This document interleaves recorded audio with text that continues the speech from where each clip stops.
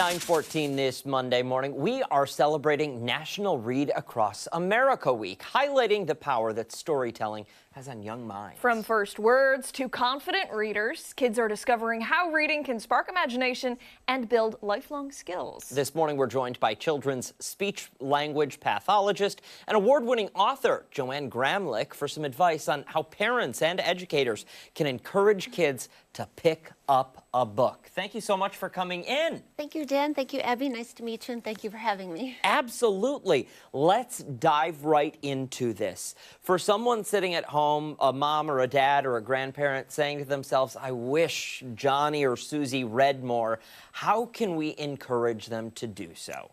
Okay, so for starts, it's important for parents and caregivers to know that they're not just reading a book with their child, they're tapping into their children's language skills, promoting their brain growth, and also adding to it that confidence so children feel confident when they go out and learn.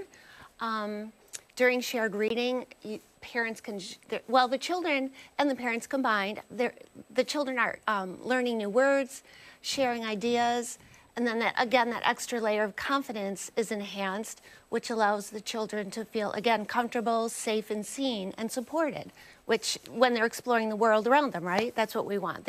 We want them to feel comfortable when they go out and about, or even with their own family members. So that, because once they have that feeling of comfort, then they're open to learning, right? You don't want them to be shy and timid and scared. You want to make them comfortable. Absolutely. I think for a lot of kids, they don't like reading because maybe they're not good at it. They, are in reading groups in school and they're like, okay, I'm never gonna get good at this. I don't like it. Reading is just not my thing. What would you say to that kid? Well, there's so many ways to make it engaging and fun, right? Role play, tapping into your skillful mind and imagination. I mean, I work with children all the time, and we're always getting up and acting out the characters, and then going back and tracking the words and trying to enhance the vocabulary and learn about the vocabulary. I've been doing a winter theme these days, well, this last month, Arctic animals, talking about that white, furry, fuzzy polar bear and having one, the visual image, having that stuffed animal in front of them.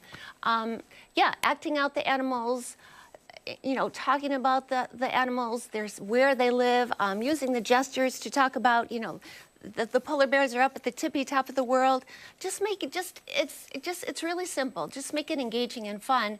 And at the same time, the educational component is coming in. You were talking a moment ago about some stuffed plushies, and you have two here. Tell us about these two. Well, these are Ruby and Louie. They're, like you said, stuffed plushies or storytime companions, and they're here to help children, inspire a love of reading for children and lifelong learning.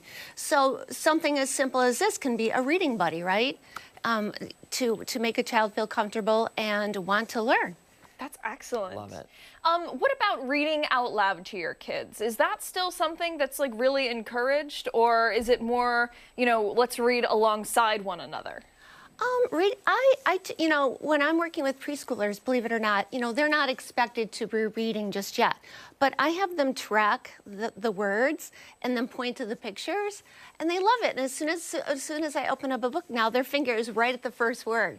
So that's a building block to when they get a little older, that they'll start tracking, reading, looking at the pictures, answering the questions, building sentences. It's all a combination. So. And for someone who may say to themselves, I've not found the genre that works for my kid yet. We've tried the science, we've tried the family, that nothing's clicking with them yet. How do you experiment? What paths do you take to try? Because there has to be that love of the subject, right? Right. Again, for me, I could have a snowflake in an empty room with a child and build on that.